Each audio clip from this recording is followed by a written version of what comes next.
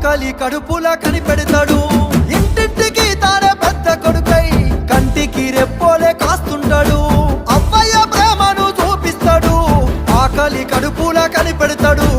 ఇంటింటికి తానే